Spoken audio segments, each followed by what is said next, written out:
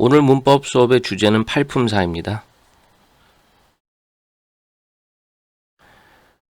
문장을 구성하는 가장 작은 단위가 그리고 중요한 그 요소가 단어들이고 그 단어들이 뜻과 역할에 따라서 8가지로 나누는 방법이 매우 중요한 문법 개념이죠. 팔품사라고 하는데요. 그 팔품사에 대해서 같이 공부해 보겠습니다. 여기 이 교재에 보면 팔품사를 설명하는데 그것을 쉽게 이해하는데 이런 예가 나옵니다. 여러분은 미래에 어떤 직업을 가지고 싶나요? 세상에는 많은 직업이 있고 우리는 그 직업의 의미와 그들이 하는 역할에 따라서 과학자, 가수, 요리사, 의사, 작가 등으로 부릅니다. 예를 들어 요리사라는 직업을 들으면 우리는 그 직업이 맛있는 음식을 만드는 사람을 일컫는다는 것을 알 수 있죠. 그렇죠? 영어 단어도 마찬가지로 뜻과 역할에 따라 8가지로 나눌 수 있습니다. 그게 이제 명사, 대명사, 동사, 형용사, 부사, 전치사, 접속사, 감탄사 등인데요. 이걸 팔품사라고 하죠. 근데 이 용어가 한자로 되어 있기 때문에 조금 어렵게 들릴 수 있지만 이 한자를 그 각각의 뜻을 풀어서 이제 이해해 보면은 품사의 의미와 역할을 쉽게 기억할 수 있다고 했습니다. 참고로 선생님이 팔품사 요 이름을 쉽게 이해하는 방법을 좀 알려드릴 텐데요. 저하고 같이 수업을 들은 친구들은 몇 번 들어봤을 텐데 한번 해보겠습니다. 요런 문장을 생각해 보시면 돼요. 형부가 대명동에서 감전이 됐습니다. 왜요? 접속해서요. 누가요? 형부가 대명동에서 감전이 됐습니다. 접속했기 때문이죠. 형, 형용사, 부사, 대명사, 명사, 동사, 감탄사, 전치사, 접속사. 형부, 대명동, 감전, 접속. 이런 방법으로 팔품사를 외울 수 있겠습니다. 자, 그럼 각각의 품사를 한번 설명해 보겠습니다. 첫 번째는 명사인데요. 명사를 뭐라고 설명했나요, 여기? 명사를 이름을 말하는 말로 이름을 가리키는 말이에요. 사람, 사물, 동물, 장소 등 세상의 모든 것이 이름을 가지고 있죠. 이름을 가리키는 단어입니다. 그래서 앨리스라고 하면 우리가 그 앨리스라는 사람을 떠올릴 수 있게 되죠. 밀크, 건강 음료죠. 젖소에서 나오는 캣, 귀여운 동물이죠. 코리아, 아시아에 있는 한 나라, 우리나라이죠. 이렇게 이름은 그 이름을 말할 때 그 이름에 대한 어떤 물건, 사람, 물건 혹은 동물, 나라 등을 연상할 수 있게 해줍니다. 그리고 나중에도 얘기하겠지만 명사는 문장의 역할에서 주어, 목적어, 그리고 보어, 주, 목, 보어를 할 수 있는 품사입니다. 그 다음에 대명사는 여기 보니까 이름을 대신할 때 이름명 말이라고 해서 이름을 대신하여 부르는 말이죠. 대표적인 걸로 I, you, he, she, it, we, this 등이 있죠. 그래서 대명사와 관련해서는 우리가 늘 외운 거 있죠. 이 대명사 표요. 주격, 소유격, 목적격, 소유 대명사에 따라서 I, my, me, mine, you, your, you, yours 이렇게 하는 표. 이거를 꼭 외워야 합니다. 단수 개념은 여기 설명이 되어 있고 복수 개념은 여기 이제 설명이 되어 있습니다. 요거는 1인칭, 요거 2인칭, 그리고 요거 3인칭. 1인칭에 대한 그 복수 개념은 we, our, us, ours죠. you는 같아요. 그리고 3인칭 복수는 여기 이렇게 설명이 되어 있습니다. 자, 대명사는 매우 간편하고 우리한테 편리한 어떤 도구인데 예를 들어서 스티븐, 케빈, 스캇 이렇게 사람이 하나씩 있잖아요. 얘네들을 각각을 스티븐 남자죠. 케빈도 남자고 스캇도 남자죠. 이런 사람들을 he로 나중에 바꿀 수가 있죠. 그리고 또 스티븐, 케빈, 스캇 and I라고 할 때 이걸 다 통틀어서 우리는 we라고 말할 수 있죠. 이 많은 단어들을 이렇게 한 단어로 할 수 있는 거예요. 그리고 스티븐, 케빈, 스캇 and you는 이렇게 you로 스티븐, 케빈, 스캇을 다 합쳐서 3명이죠. 3명을 우리는 they라고 표현할 수 있죠. 얼마나 간편합니까? 간편한 도구입니까? 요걸 좀 생각하시면 되겠고, 그 다음에 나중에 이제 문장 성분을 따질 때 주어라는 말도 있고 주격이라는 말도 있거든요. 근데 이게 같은 단어라는, 같은 의미라는 것을 생각하시면 됩니다. 예를 들어서 Stephen is a student. 스티븐은 학생입니다. 라는 문장이 있고, he is smart. 그는 똑똑합니다. 할 때 이 스티븐은 우리가 주어라고 합니다. 명사니까는요. 하지만 he는 대명사니까 주격이라고 하게 됩니다. 됐죠? 그 다음에 이제 중요한 그 팔품사 중에 하나가 동사인데요. 동사는 움직임을 나타내는 말이에요. 그리고 동사 원형이라는 말을 자주 듣게 되죠. 동사 원형은 우리가 사전에서 동사 뜻을 찾을 때 그 스펠링 하는 게 동사 원형이죠.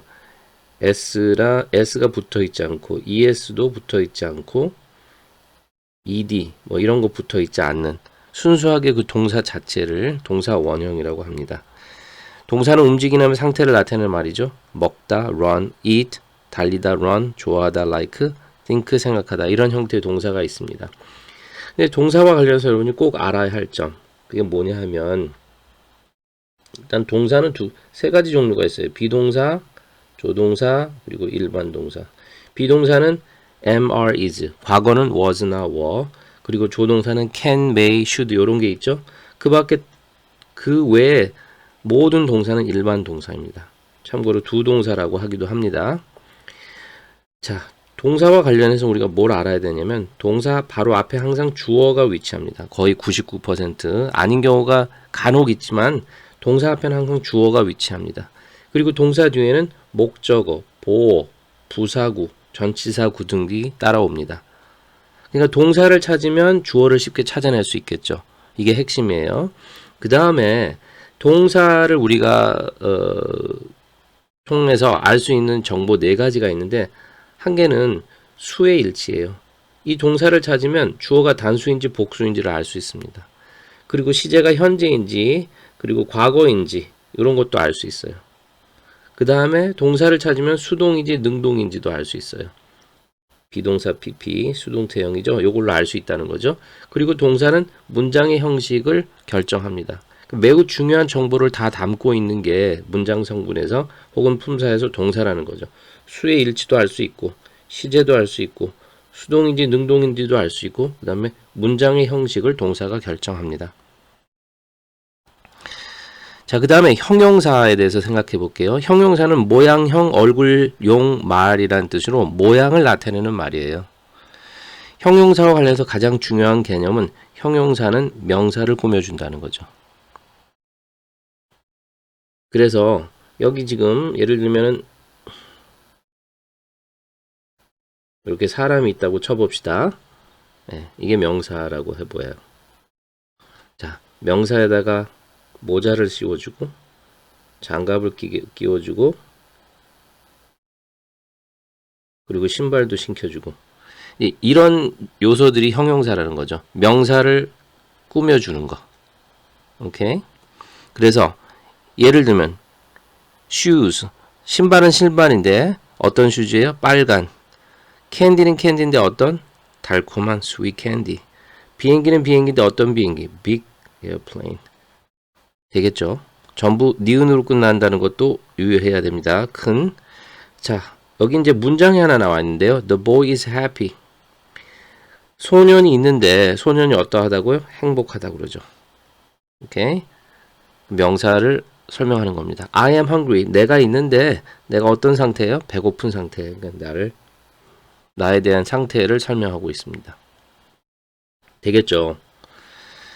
자, 그 다음에 이제 부사는 돌부 말살에서 도와주는 단어인데 무언가를 도와주는 말이라고 생각하면 돼요. 그런데 부사를 영어로 표현하는 걸 잘 보면 adverb라고 돼 있죠. 그러니까 부사가 가장 많이 도와주는 품사는 동사입니다. 동사. 네, 기억하세요. 그래서 부사는 동사를 꾸며주기도 하고 형용사를 꾸며주기도 하고 또 부사는 부사 자체를 꾸며주기도 하죠. 혹은 문장 전체를 꾸며주기도 합니다. 오케이. 이 형용사하고 부사를 잘 구분해야 할 필요가 있는데 이게 문제로 많이 나온다는 거예요. 근데 형용사나 부사는 좀 반대 개념이라고 생각하면 돼요. 우선 형용사는 명사를 꾸며준다. 이거 확실히 알아주시고 그 다음에 부사는 동사, 형용사, 부사 문장 여러 가지를 꾸며준다. 이 개념을 꼭 이해하시기 바랍니다. 그래서 이제 여기 있는 문장을 한번 분석해 볼 텐데요. 첫 번째 문장은 이거 무슨 말이냐? He found. 그는 찾았다. 책이 뭐하다는 것을. 자, 여기는 is는 형용사예요. 형용사는 뭘 꾸며준다고요? 명사를 꾸며줍니다. 요 코드는 나중에 설명할게요. 그래서 이걸 번역을 하면 그는 알게 되었다.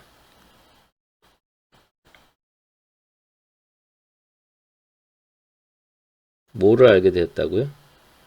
그 책이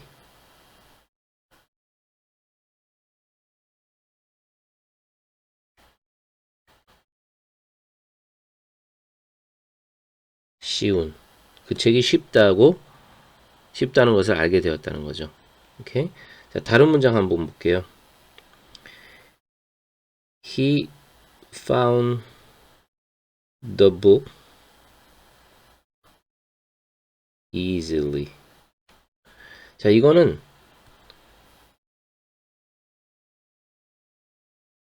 그는 책을 찾았어요. 책이 어디 없어졌어요. 그런데 그는 책을 찾았는데 요거 부사죠. 부사는 뭘 꾸며준다고요?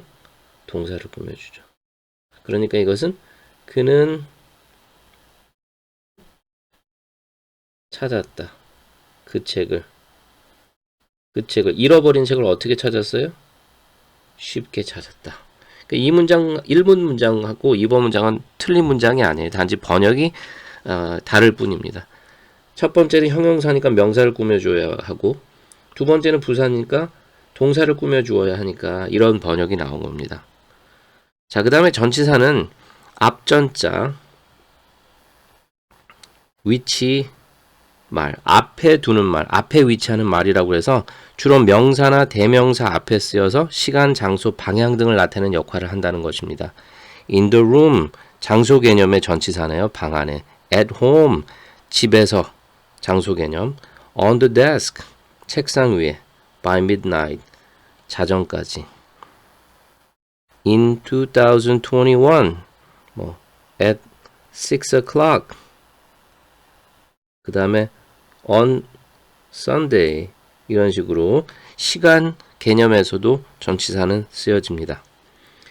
그 다음에 접속사는 이어주는 말이라고 생각하시면 돼요. 이어준다. 오케이? 이어서 연결해주는 말. 대표적인 접속사로 and, but, or 이런 형태의 접속사들이 있죠. 접속사는 예를 들면 여기 문장 1번 볼게요. He likes English and math. 이렇게 단어를 연결시켜 주기도 하고 He likes to play at the park and in the garden. 그는 놀기 좋아하는데 공원에서 놀기 좋아하고 그리고 정원에서 놀기도 좋아합니다. 이건 구라 그래서 단어 여러 개가 모여서 어떤 특정한 품사 역할을 하는 거거든요. 여기는 장소, 부사구. 여기도 마찬가지로 장소, 부사구. 단어들이 모여서 어떤 특정한 품사 행위를 하고 있기 때문에 그렇습니다. 자, 그 다음에 세 번째는 He likes English. 그는 영어를 좋아합니다. 주어, 동사, 목적어. 하지만 그녀는 좋아합니다. 수학을. 이렇게 문장,